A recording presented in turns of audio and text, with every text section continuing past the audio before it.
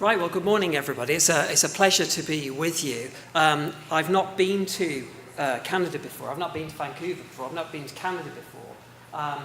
So it's a real pleasure to be here.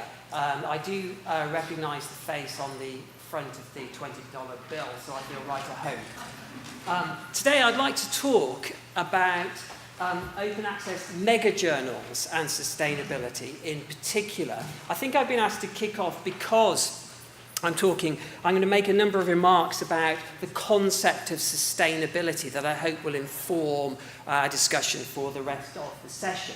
And I'd like to address three major questions. First of all, the first question is just to make sure we're on the same page with regard to definitions of mega journals and also why they're an important topic for discussion and debate. I'd then like to go on to talk a little bit about the concept of sustainability. And as I say, hopefully that will help to set some of the context for the rest of this session. And then the third question really brings together the first two, thinking about the concept of mega journals in particular with regard to sustainability. Although some of what I'll say will relate to open access in general as well. So that's the agenda. Let's get down to it by beginning thinking about some of the background to mega journals. Now, one of the interesting, by the way, I have this really annoying habit of walking around. Is it okay with the microphone? Is it picking up all right? Yeah, okay. Sorry about that. Now, one of the interesting things about mega journals, since the launch of PLOS One, which is still seen as an exemplar mega journal, is that they have given a rise to controversy and debate, some of it quite heated at times. On the one hand, we have very positive views, with some commentators seeing mega journals as pointing to the future of academic publishing, being a disruptive innovation that is likely to impact on scholarly communication in general, and also being the ideal vehicle for scholarly communication. That's the positive side. On the more negative side, we've seen people label mega journals as a dumping ground for substandard content. We've seen them labelled a cash cow and described as taking part in bulk publishing. I don't think that's meant kindly.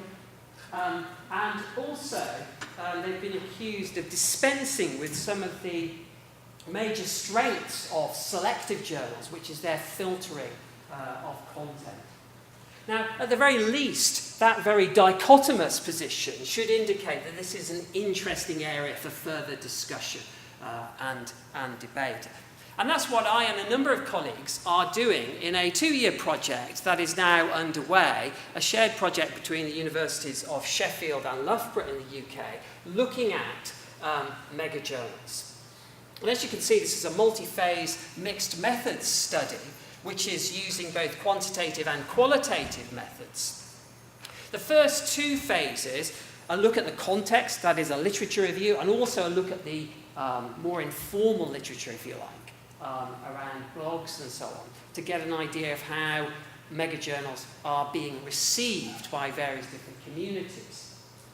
That's virtually complete. We've got a paper in draft, which we're just about to submit on that.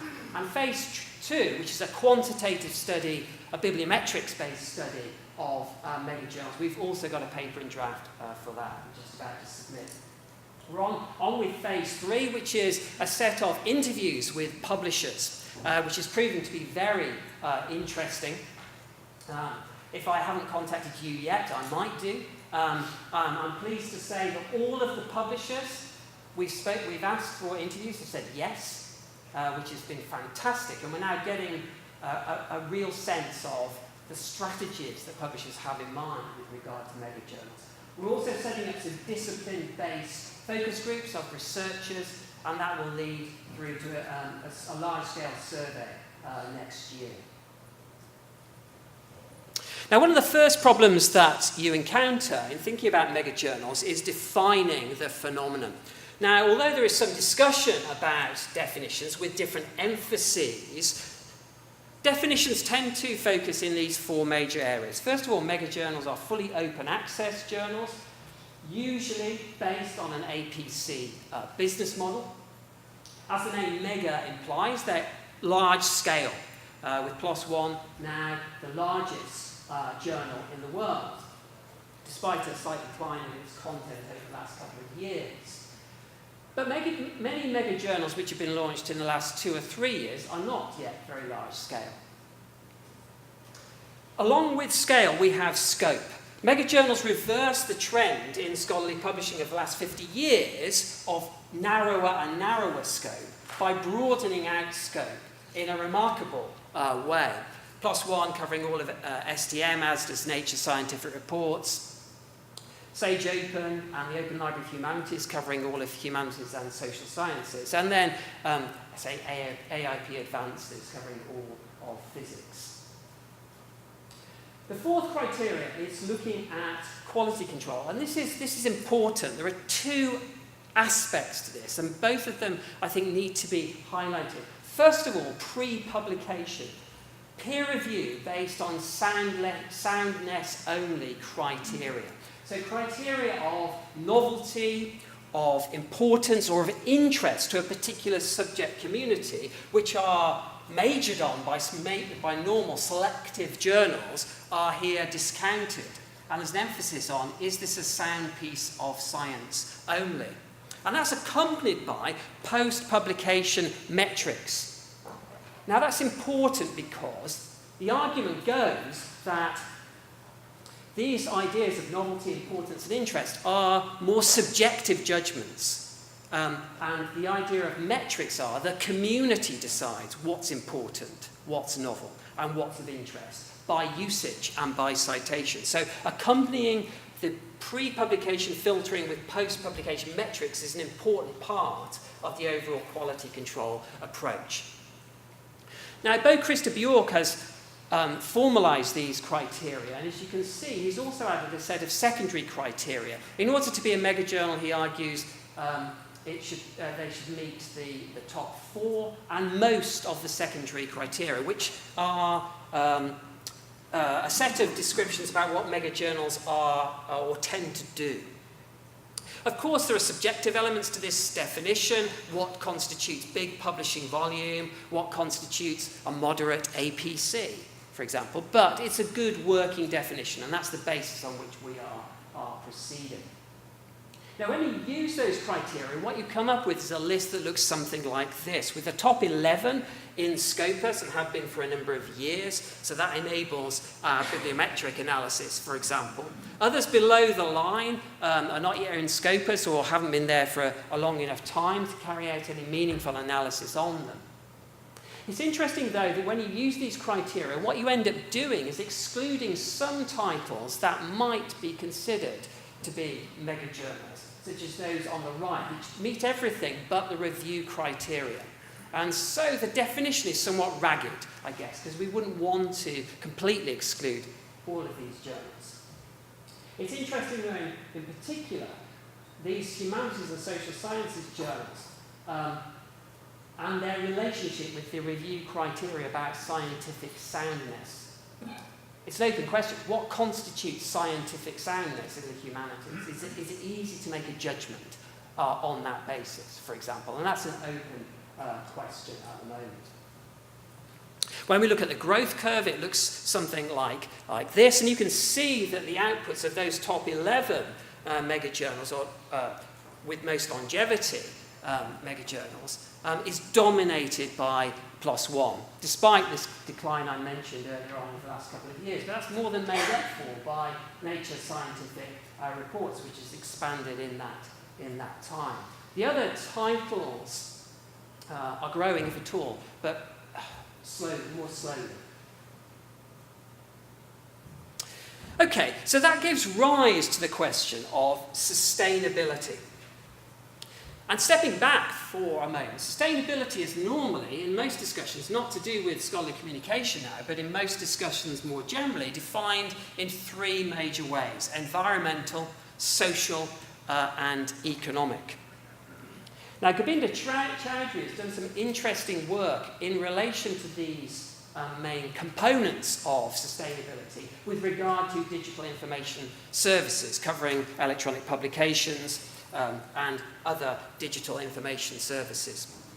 And this is how he defines these three major areas of economic, social, and environmental sustainability. And you can see, in order to become sustainable, they will be aiming at doing certain things, for instance, becoming cheaper, easier, and better to access. And also, you can measure the success of whether that is happening or not in various different ways, which he suggests. So, for example, success measurements of economic sustainability would be reduction in direct and indirect costs, such as user time and so on. Now, what I'd like to do is to think about the top two of these. That's not to say environmental sustainability is not important, it certainly is, but I think there's less that we can say specifically about mega-journals in that area, whereas the other two areas, economic and social sustainability, there is quite a lot we can say, although there is some overlap with open access in general. The key point here, though, is to emphasise that sustainability is not just a matter of business models.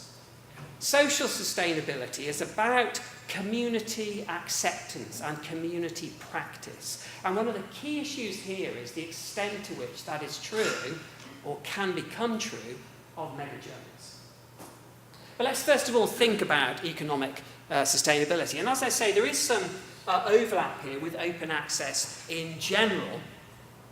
But the key thing about megajournals is that the APC model enables them to scale in a way that a subscription model just simply couldn't. Because of the close coupling of publication volume with financial income, it enables rapid scaling.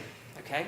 Now, some people have pointed to that as being a potential problem, but it certainly enables this growth in a way that the subscription business model didn't.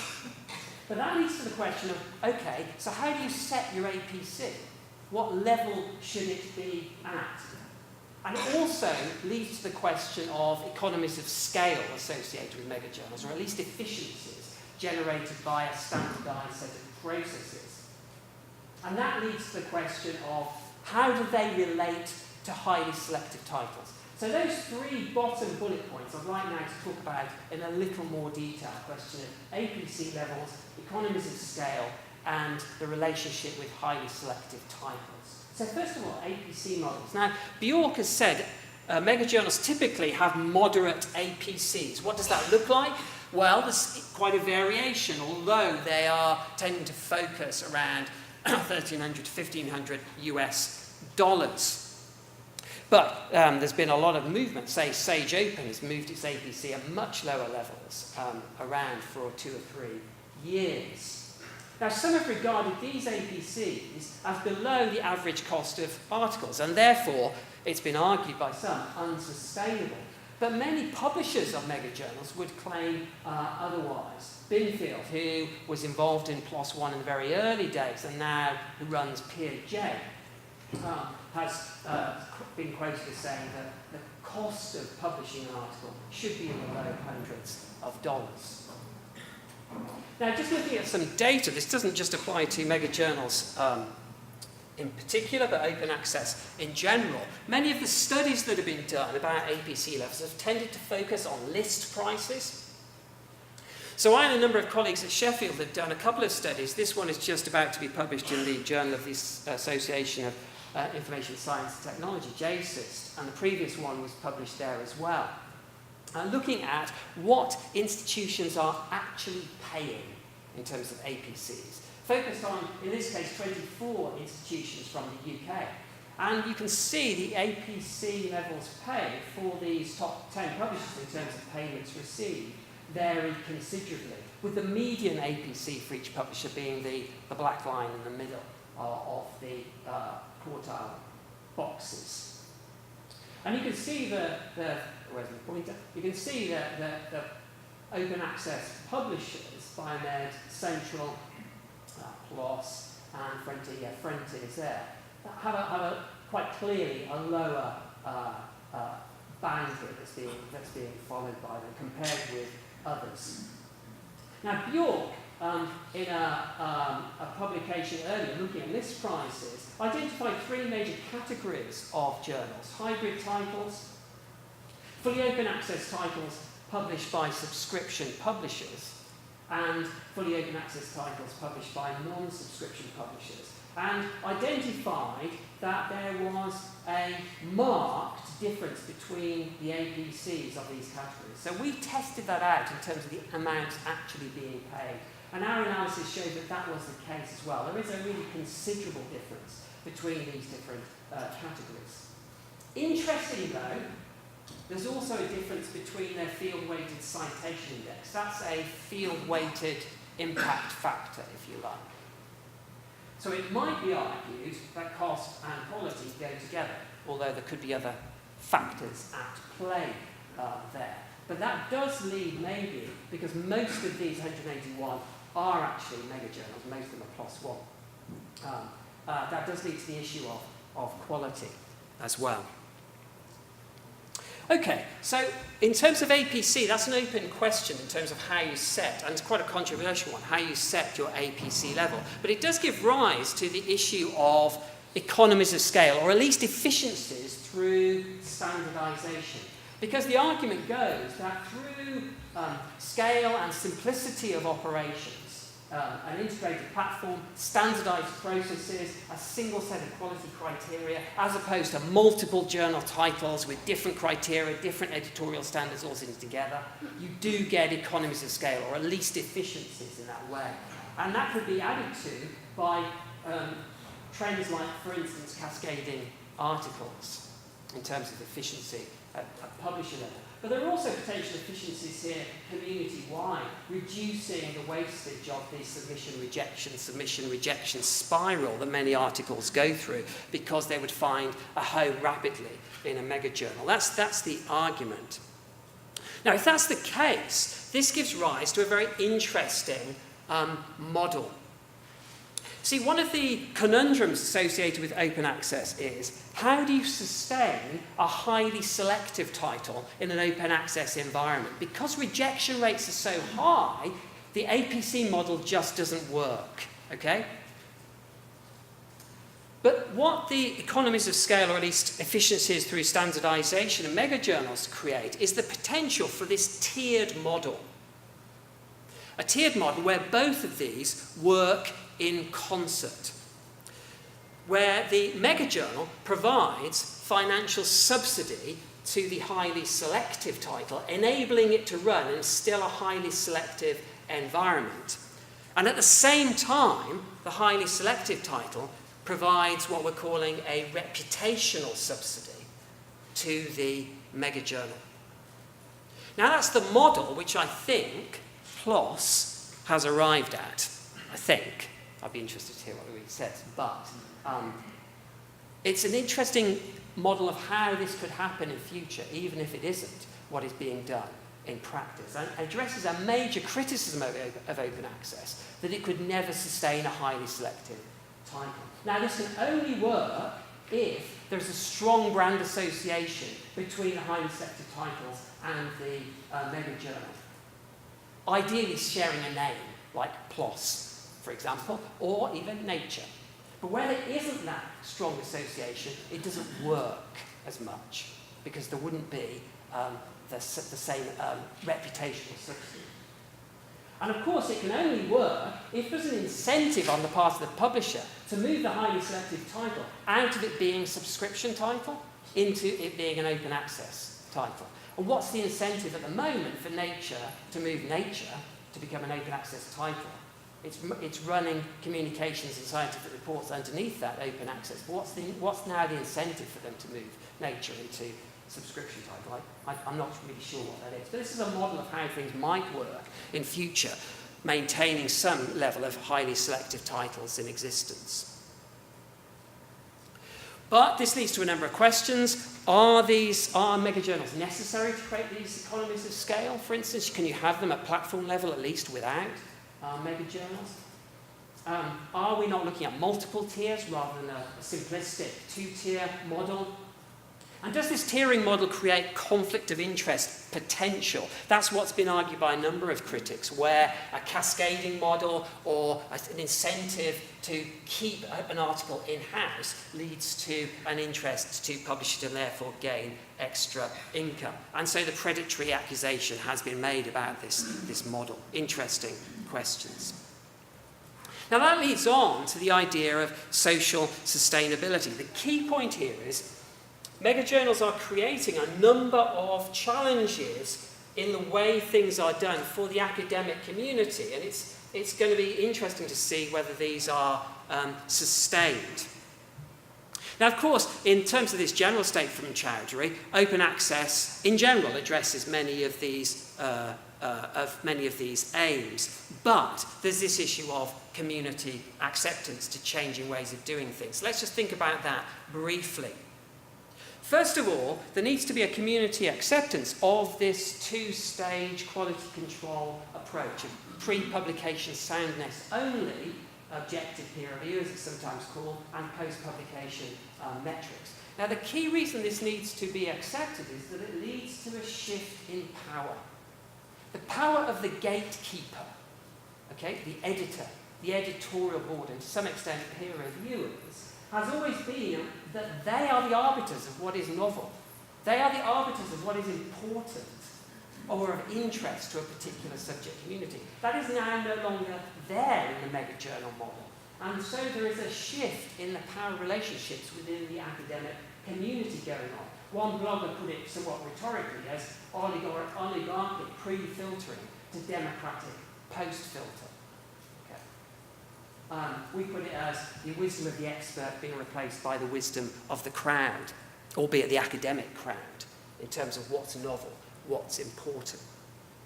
And that does mean that the filtering function of journals themselves are being reduced, although it does create opportunities for overlay and meta-journals, as they're sometimes called, but as yet those seem to be unrealised. But the question is this going to be socially sustainable within the academic community? If it is, there needs to be a move away from the idea of impact factor as prestige indicator. It's a continual sense of amazement to me that the impact factor was invented by a librarian as a basis for making cancellation decisions of journals. And it now seems to completely dominate the academic community in terms of prestige and so on. And even some megajournals have used impact factor as a basis for their marketing, which is somewhat ironic. But it's very ingrained in the community. Also, many journals, specialised journals, are, if you like, a venue for discussion and even formation of a disciplinary community. In the megajournal phenomenon, that is no longer the case, once again. How will that work in terms of the disciplinary dynamics? Some people have suggested it leads to greater interdisciplinarity, but we're yet to see, I think, empirical evidence of that, although it's a very interesting proposition. So this leads to a number of important questions which we're looking at in the project that I'm looking at. Is this just light peer review which is lowering quality standards, or a very different approach to quality which needs to stabilise? What's the equivalent, as I've mentioned, of soundness in the humanities? Does it have an equivalent? Can it work in the humanities? And is what's going on here actually dispensing with the very valuable role that selective journals play in terms of filtering content? At the moment, if the two-stage model of quality control is to work, we need more metrics to provide a basis for understanding what's novel, what's important, and so on. And then it leads to the fear. That is a major fear in the academic community, this over-reliance on metrics. Also, can we, as a community, the academic community, depart from impact factors? They're so ingrained. And do all these developments need megajournals? And is there a disciplinary difference in the way different communities are approaching megajournals? All of these are open and interesting questions. I'd be interested to hear your views. Now, I think I'm running out of time here, so I'm not sure how much time I have to present some of the bibliometrics data that we've developed. Let me just go through a couple of things to do that. This is a graph of the cumulative citation distributions for the 11 titles that I previously mentioned. And what it shows is citation levels, which generally mean the flatter these curves are, the greater the depth of citation with areas within a journal. And you can see here, for example, this is the line for when we get to our scientific reports, okay, which has a greater depth of citations. See, I can't read it from where I am. So there's around 60% which have 20 or 10 or fewer citations there. So actually pushing in this direction, you're talking about fewer citations for smaller numbers of journals. And you can see the above 30 quite small there. So, but there is a discernible difference between them. And it has led, as a result of this, you can see a number of titles where there are no citations for the articles. This is articles published in 2013, which has led to this idea of, or this accusation of dumping ground. Now here in the same analysis, we see the tiering happen for the nature titles, nature, communication, scientific reports, compared with PLOS One and Springer Plus. And you can see this very clear layering going on of the journals. And so that seems to illustrate this idea of a tiering model, which is going on there. And you can see the differences described here in terms of the citation levels. I just want to go on to talk about another couple of things. One of the interesting things that we have discerned in relation to mega journals is the country of origin of authors. And this is quite interesting. And the scientific reports, I haven't fully kind of got my head around this because this is fairly recently developed data from Scopus. You can see there is a really quite considerable rise in articles with a Chinese author in scientific reports. Why should that be happening compared with the other? Now we know that the rise of the East in terms of contribution to scholarly communication, but that is really quite marked, and it's interesting. I think there's something like a reputational subsidy thing going on here, which is interesting. This final case of medicine published by Kluwer, which moved from being a highly selective to being a mega journal title, one of the few that have done that. It's really interesting. We see a similar trend here with China now being the top country for publishing in this journal. Although there are still, in terms of numbers of articles, just as many published in these other countries as well. Interesting developments. So these are the things we're looking at in the project. I'll be really interested to hear your views, really interested to talk to you afterwards. Now what we're doing, as I've said, we've got papers in drafts for the first two phases. We're talking to publishers and we're setting up disciplinary groups. And if you're interested in finding out more, then please do ask me lots of questions. I'd like to pay tribute to my co-investigators who are listed here, and I'm very happy to take questions after the second presentation. Thank you for your attention.